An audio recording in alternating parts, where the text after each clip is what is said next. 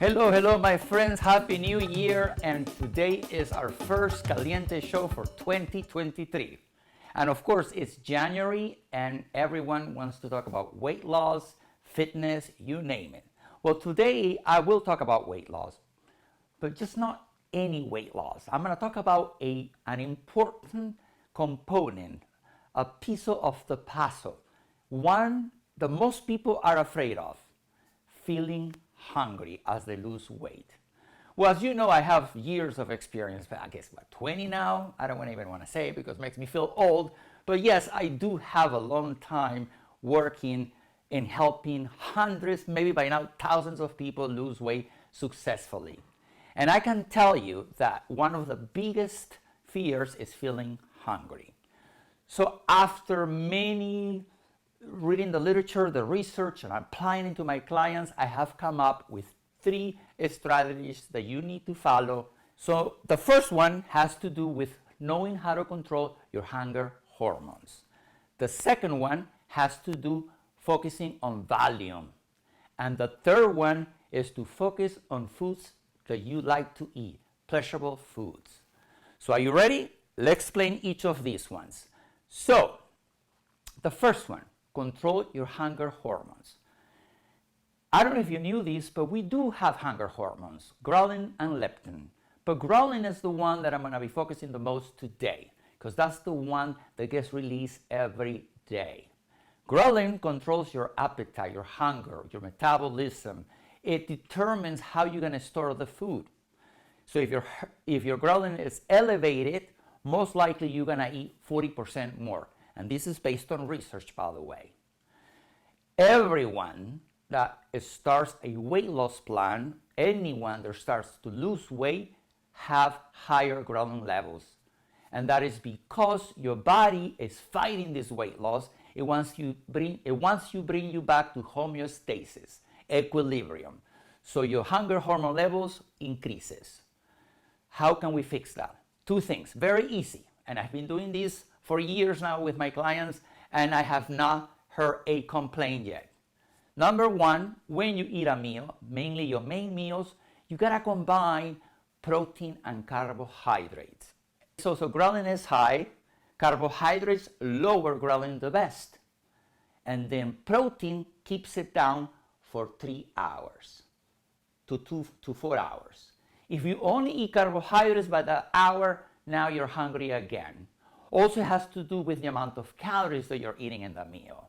So somewhere in the 400 to 600 calories with a nice combination of carbohydrate, a healthy carbohydrate with protein, a nice amount of protein. I will discuss in a second when I show you the examples, and adding a little bit of fat because also helps with satisfaction. So that's one. So eat every 3 to 4 hours and add carbohydrates and protein during your main meals. So that takes care of your hunger hormone ghrelin. Number 2, volume. Yes, that's important. That has to do with your stomach. Your stomach is like a balloon. It stretches. So we want to eat foods that help the stomach stretch the best. Once the stomach stretches, gets large, it hits a nerve in the back. And that's called the vagus nerve. That nerve sends signals to your brain and tells you you're full.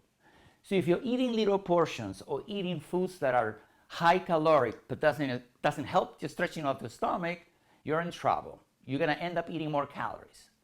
So what stretches the stomach? Fiber, fiber, fiber, and protein again.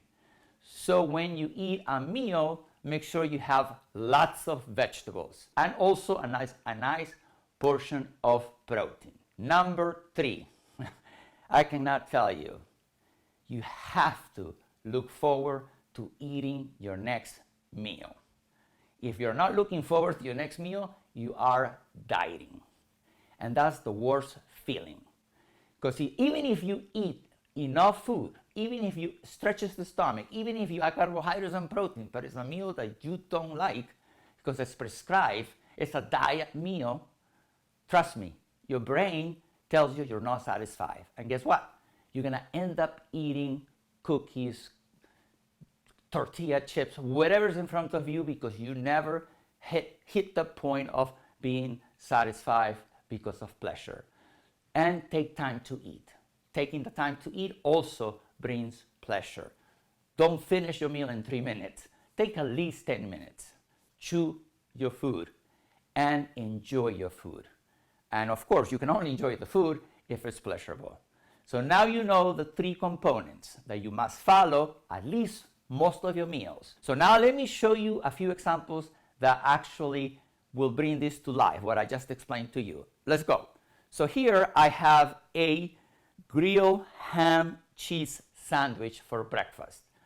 I know, you can eat overnight oats and smoothies and you name it, but it's the winter. And I'm Peruvian and I like warm things. So as a Latino, I grew up with ham and cheese, grilled ham and cheese sandwiches for breakfast with my glass of milk. Love it. So who wouldn't want a grilled cheese with ham? Delicious. The cheese, the ham, of course, I bought Canadian bacon, which is low in fat, lower in calories. And the cheese, I choose cheeses that are 4 grams of fat or less per slice, per ounce.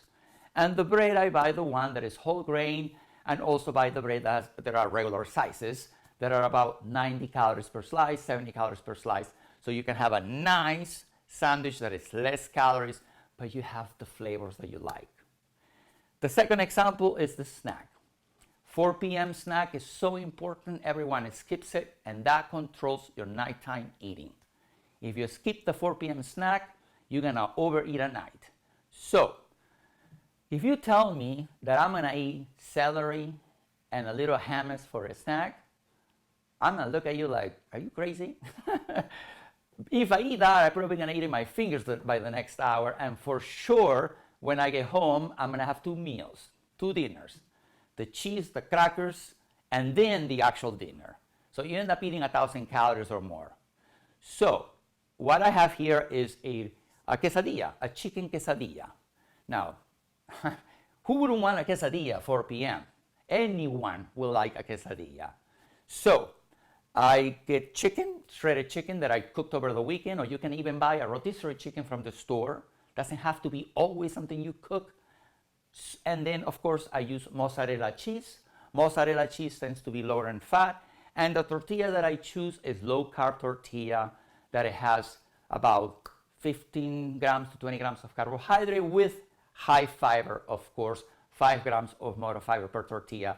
By the way, look on my blog. I have videos on what foods, the best foods to buy in the supermarket. And I'll give you, you'll know the brands and everything else. So take a look at that.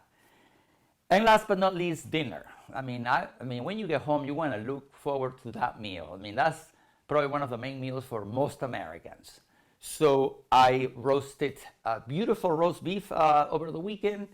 And then, of course, remember, that's the protein, lean protein. Then half the plate is vegetables, colorful vegetables. And my carbohydrate, love rice, again, Peruvian, grew up with white rice. I don't use white rice anymore. I am all into black rice and red rice, so that's what I have here. I have red rice that I cooked with brown rice, and it's quite delicious. If you follow these tips, you are going to be satisfied.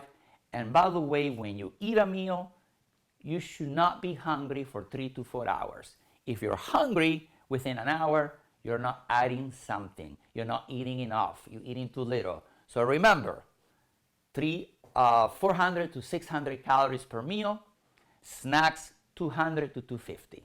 All right, my friends, I have a new website that you can actually now schedule a 20-minute consultation with me.